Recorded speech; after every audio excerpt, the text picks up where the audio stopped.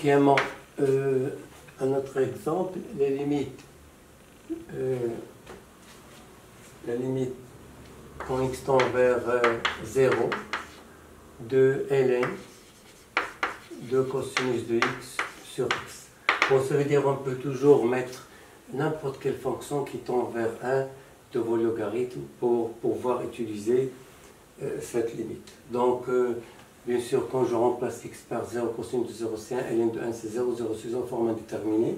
Alors, du moment que la fonction qui donne le logarithme c'est cosinus de x qui tend vers 1, j'ai le droit d'utiliser cette limite. Alors, comment l'utiliser? Il faut toujours faire apparaître le 1, ça veut dire on va faire une toute petite transformation. Ça veut dire on va écrire le terme qui est devant le logarithme comme étant 1 plus cosinus de x moins 1. D'accord? Et ici, bien sûr, on va faire apparaître le terme ajouter 1 devant le logarithme, c'est cosinus de x moins 1. Donc il faut le multiplier, bien sûr, au numérateur. Voilà les expressions qu'il faut écrire pour cette fonction pour calculer sa limite. On va dire ici, bien sûr, je vais garder de la place pour mettre les résultats. Alors, bien sûr, ici, pour calculer, on va commencer par la deuxième limite, cosinus de x moins 1 sur x. C'est une limite usuelle des fonctions trigonométriques. Je vais l'écrire sur la forme 1 moins cosinus de x sur x carré, c'est la limite usuelle. Donc, il faut multiplier ici x par le dénominateur par x pour avoir x carré. Donc il faut multiplier le numérateur. J'ai changé le signe, je vais mettre un moins x. Cette limite c'est 1,5 et bien sûr le x tend vers 0, donc le produit c'est 0. Bon, ça veut dire ce deuxième terme il va tendre vers 0. Et pour l'autre il faut poser comme l'exercice précédent t est égal à cosinus de x moins 1 et à ce moment là la limite du premier terme, c'est-à-dire ln de 1 plus cosinus de x moins 1 sur cosinus de x moins 1, va être égal à la limite quand, vous voulez dire quand x tend vers 0, cosinus de 0 c'est 1 moins 1 c'est 0, ça veut dire que t aussi va tendre vers 0, on va voir ln de 1 plus t sur t, donc voilà notre limite usuelle qui va nous donner la valeur 1, donc notre limite ça va être 1 fois 0, c'est 0. Donc notre limite, ça va être 1 fois 0, c'est 0. Un dernier exemple, les limites, quand x tend vers 0, de ln de x plus 1 sur 2x plus 1 sur x. Bon, ici, de la même façon, si je remplace la fonction de logarithme par 0, je trouve 1. ln de 1 c'est 0, 0 sur 0 forme indéterminée. Donc je cherche quelle est la limite qu'il faut utiliser. Je remarque que la fonction qui est devant le logarithme, il tend vers 1, donc c'est cette limite qu'il faut utiliser. Alors ici, on a deux méthodes. Ou bien on va faire une décomposition de ce terme-là, ça veut dire que je l'écris sous la forme de 1 plus x plus 1 sur 2x plus 1, je vais l'ajouter à force, mais il faut le retrancher. Et à ce moment-là, je vais regrouper ces deux termes en un seul quotient, bien sûr. 2x fois moins 1, c'est moins 2x plus x, c'est moins x. Et moins 1 fois moins 1, c'est moins 1, plus 1, c'est moins x. Ça veut dire que je peux écrire le terme devant le logarithme comme ça, pour voir le terme ajouter 1, et à ce moment-là, bien sûr, il faut le diviser, etc. Mais pour celui-là, je crois qu'on a une autre formule plus intéressante que celle-là. Je peux le décomposer en deux logarithmes. Pourquoi? Parce que ln de a sur b est égal à ln de a. Voilà, moins ln de b. Donc à ce moment-là, je peux, si je veux, décomposer cette limite en deux limites. Voilà, ln de 1 plus x sur x pour la première, et pour l'autre, ça va être ln de 1 plus 2x sur x, mais je vais multiplier par 2x pour faire apparaître les deux, je vais multiplier par 2. Alors celle-là, bien sûr, étant vers 1, et celle-là, bien sûr, étant aussi vers 1, mais multiplié par 2, le résultat, ça va être moins 1. On va passer maintenant à l'exercice 3. C'est l'utilisation de la troisième limite.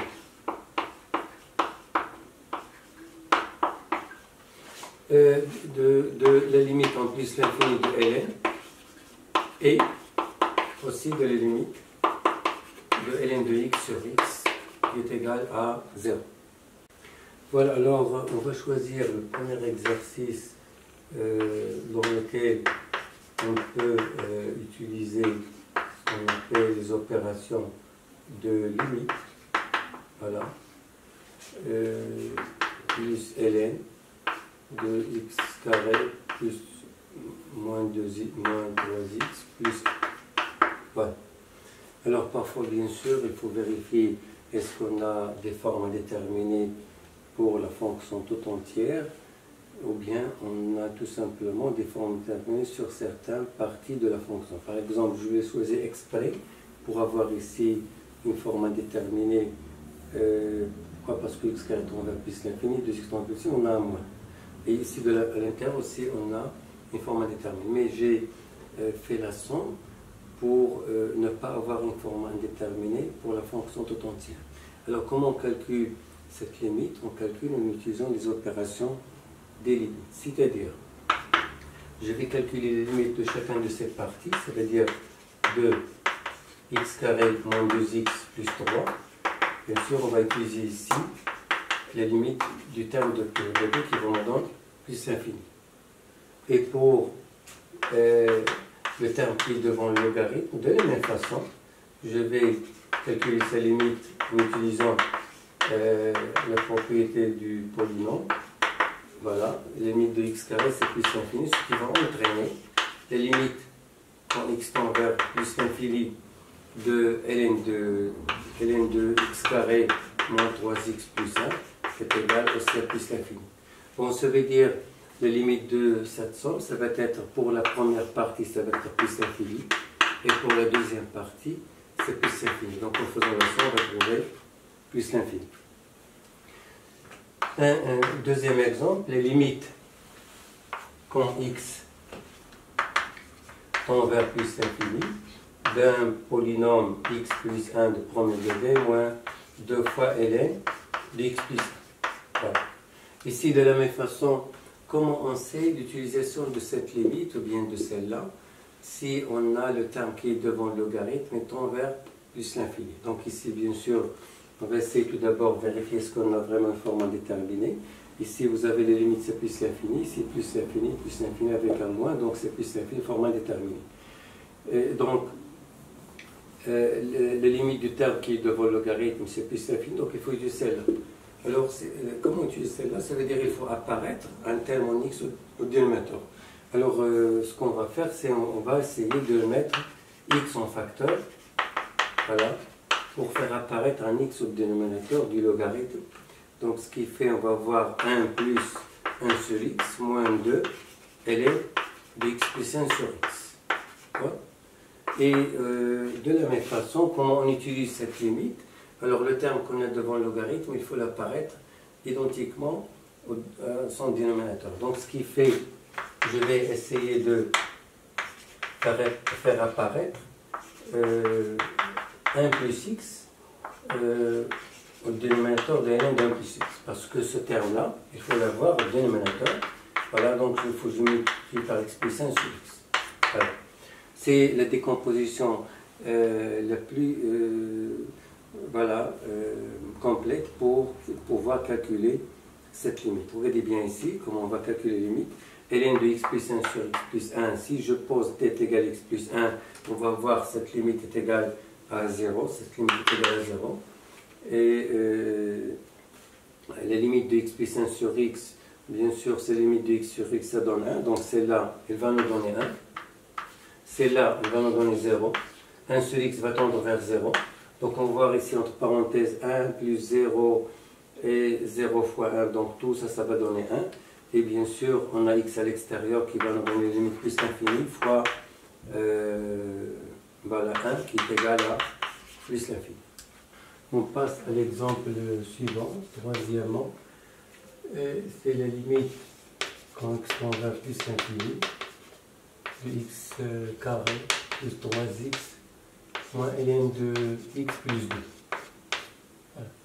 Alors ici, de la même façon, la limite de x carré plus 3x, c'est celui de x carré, c'est plus l'infini. Les limites du x plus l'infini, de ce logarithme plus l'infini, vous avez un moins ici, donc forme indéterminée. Alors les limites de la fonction qui donne le logarithme, c'est plus l'infini, donc on va utiliser les limites de ln de x sur x. Alors ça veut dire qu'il faut faire apparaître x plus 2 au dénominateur. Alors pour le faire apparaître, je vais mettre x en facteur. Au lieu de mettre x carré, on peut mettre x en facteur. C'est largement suffisant. Donc on va voir ici x plus 3 moins ln de x plus 2 sur x.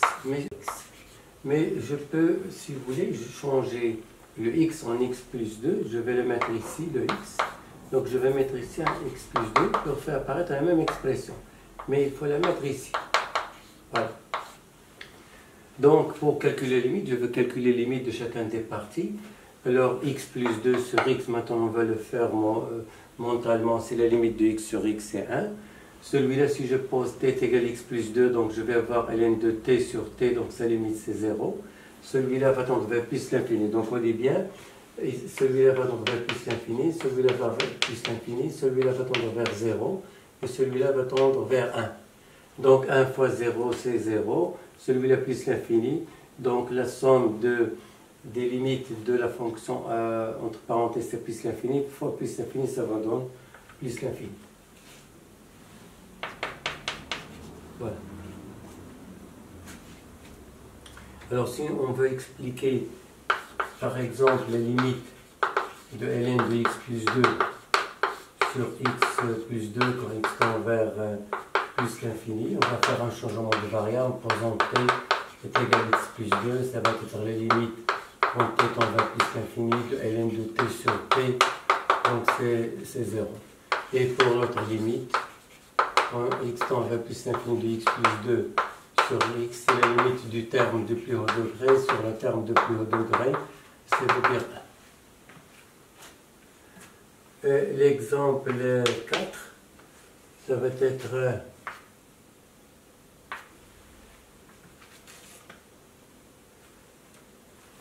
les limites quand x tend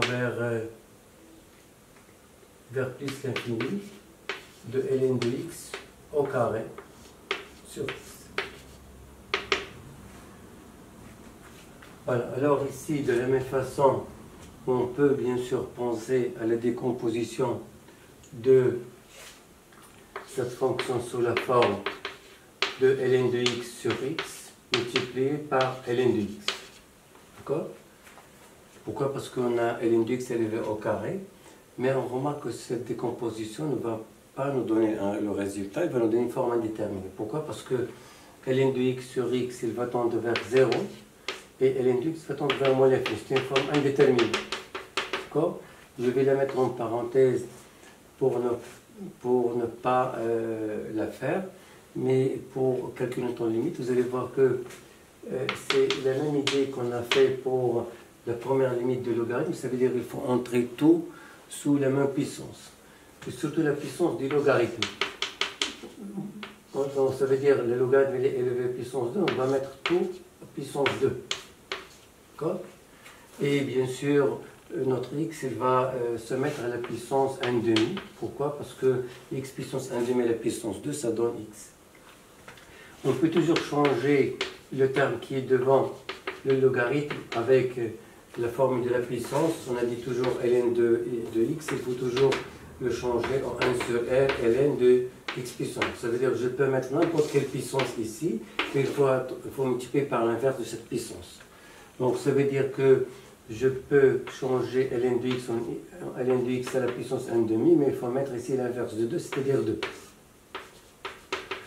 Et pourquoi tout ceci? Pour, bien sûr, faire apparaître la limite usuelle. Donc ici, si je pose t est égal à x puissance 1,5, ça veut dire la racine de x. Je vais avoir la limite quand x tend vers plus l'infini de 2 fois ln de t sur t, le tout au carré. Donc ln de t sur t, c'est notre limite usuelle, et tend vers 0 à l'infini. Donc le résultat, ça va être 0. Mais regardez bien, si jamais on a le contraire, c'est-à-dire la limite quand x tend vers plus l'infini de logarithme élevé à la puissance 2 sur x puissance 3. Ici, vous avez deux possibilités, ou bien 3, ou bien on a ln de x sont élevés à la même puissance. Par exemple, on peut avoir dans un exercice ln de x au carré sur x carré. Donc à ce moment-là, on peut les regrouper sous la puissance 2. D'accord? Mais si les puissances sont différentes, vous allez voir qu'on a deux cas. Le premier cas, la puissance du logarithme est plus grand que celui d'x, donc cette méthode de composite, ça ne marche pas. Mais si vous avez l'inverse, la puissance de x est plus grand que celui du logarithme, cette méthode, ça marche de décomposition. Ça veut dire quoi? Ça veut dire que je peux décomposer ce terme-là sous la forme de ln de x sur x, ln de x sur x, et fois 1 sur x. Et pourquoi maintenant ça marche? Parce que la limite de ln de x sur x, c'est 0, ln de x sur x, c'est 0, multiplié par 1 sur x, qui tend aussi vers 0. Donc ici, la limite, on va s'arrêter 0 fois 0 fois 0, etc.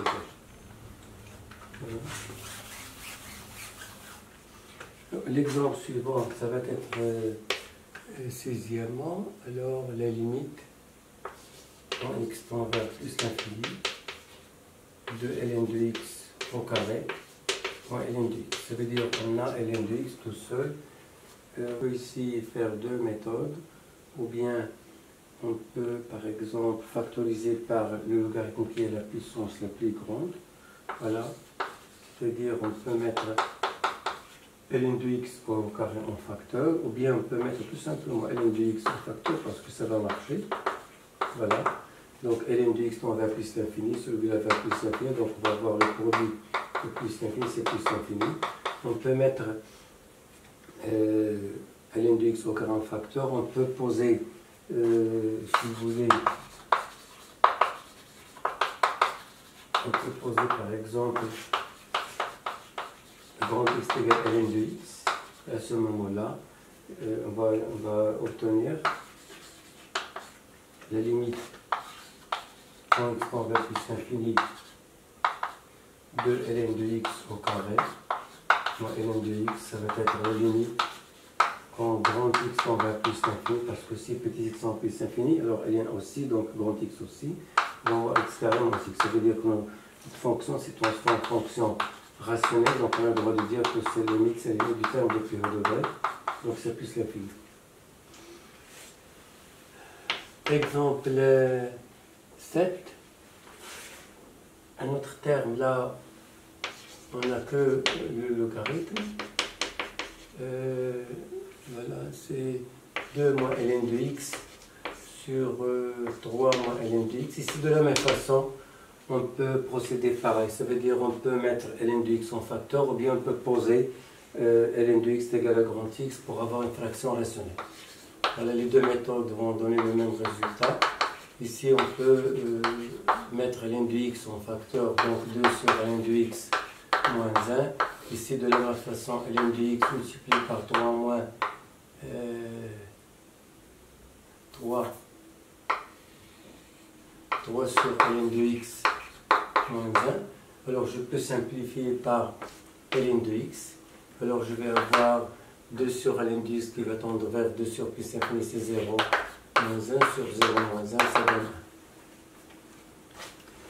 1. Bon, un autre exemple qu'on peut le retrouver dans les exercices de suite, ln de x plus 1 sur ln de x plus 2. Ben non, un autre exercice. Bon, l'exemple numéro 8, c'est la limite quand x tend vers plus l'infini de ln de x plus 1 sur ln de x plus 2. Bon, ici de la même façon, la limite de x plus 1 c'est plus l'infini, donc son logarithme c'est plus l'infini, la limite de x plus 2 c'est plus l'infini, son logarithme c'est plus l'infini, forme indéterminée. Donc, alors pour lever l'indétermination, alors vous allez voir ici l'utilisation de ln de x plus 1 sur la même expression et l'utilisation aussi de x plus 2 sur la même expression. Et bien sûr, ici, j'ai multiplié le dénominateur par x plus 1, il faut multiplier le numérateur. Ici, il faut multiplier le dénominateur pour simplifier avec celle-là. Alors, ça, c'est limite, c'est 1, mais celle-là, ça devrait donner un 0, ça va donner un 0. On a une autre forme indéterminée, 0 sur 0, donc cette méthode, ça ne marche pas. Alors, regardez bien, l'idée ici, c'est de entrer à l'intérieur du logarithme, c'est de mettre x en facteur à l'intérieur. Voilà. Donc, ça veut dire on va avoir ln de x facteur de 1 plus 1 sur x.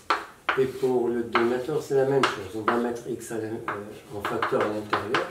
Et puis, on va les décomposer en utilisant la formule du produit qui devient somme. Ça veut dire que ln de a fois b, c'est ln de a plus ln de b.